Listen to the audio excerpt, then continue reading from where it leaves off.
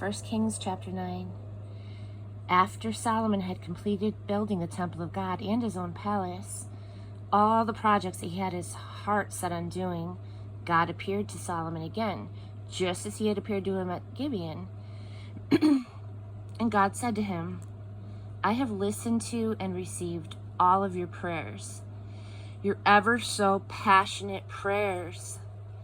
I've sanctified this temple that you have built.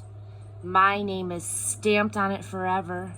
My eyes are on it and my heart in it always. As for you, if you live in my presence as your father David lived, pure in heart and action, living the life that I have set out for you, attentively obedient to my guidance and judgments, then I will back your kingly rule over Israel. I'll make it a sure thing on a solid foundation. The same guarantee that I gave David your father, I'm giving to you. You can count on always having a descendant on Israel's throne. But if you or your sons betray me, ignoring my guidance and judgments, taking up with alien gods by serving and worshiping them, then the guarantee is off. I will wipe Israel right off of the map and repudiate this temple I've just sanctified to honor my name.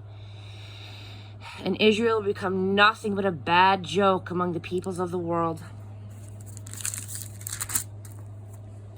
And this temple, splendid as it is now, will become an object of contempt. Visitors will shake their heads saying, whatever happened here? What's the story behind these ruins? And then they'll be told, the people who used to live there betrayed their God, the very God who rescued their ancestors from Egypt. They took up with alien gods, worshiping and serving them, and that's what's behind this God-visited devastation. At the end of 20 years, having built the two buildings, the temple of God and his personal palace, Solomon rewarded Hiram, king of Tyre, with a gift of 20 villages in the district of Galilee. Hiram had provided him with all of the cedar and cypress and gold that he had wanted. But when Hiram left Tyre to look over the villages that Solomon had given him, he didn't like what he saw. He said, what kind of reward is this, my friend? 20 backwoods hick towns? People still refer to them that way.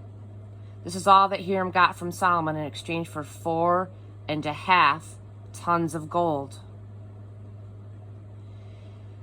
This is the work record of the labor force that King Solomon raised to build the temple of God, his palace, the defense complex, the Millo, the Jerusalem wall, and the fortified cities of Hazor, Megiddo, and Gezer. Pharaoh, king of Egypt, had come up and captured Gezer, torched it, and killed all the Canaanites who lived there. He gave it as a wedding present to his daughter, Solomon's wife, so Solomon rebuilt Gezer. He also built Lower Beth Horon, Baalath, and Tamar in the desert, backcountry storehouse villages, and villages for chariots and horses. Solomon built widely and extravagantly in Jerusalem, in Lebanon, and wherever he fancied. The remnants from the original inhabitants of the land, the Amorites, the Hittites, the Perizzites, the Hivites, and the Jebusites, all of the non-Israelites, survivors of the holy wars, were rounded up by Solomon for his gangs of slave labor, a policy still in effect. But true Israelites were not treated this way. They were used in his army and administration, government leaders and commanders of his chariots and charioteers. They were also the project managers responsible for Solomon's building operations, 550 of them in charge of the workforce. It was after Pharaoh's daughter ceremonially ascended from the city of David and took up residence in the house built especially for her that Solomon built the defense complex, which is called the Millo. 3 times a year, Solomon worshipped at the altar of God, sacrificing whole burnt offerings and peace offerings and burning incense in the presence of God. Everything that had to do with the temple, he did generously and well. He did not skimp. And ships. King Solomon also built ships at Ezion Geber, located near Elath and Edom on the Red Sea. Hiram sent seaworthy sailors to assist Solomon's men with a fleet.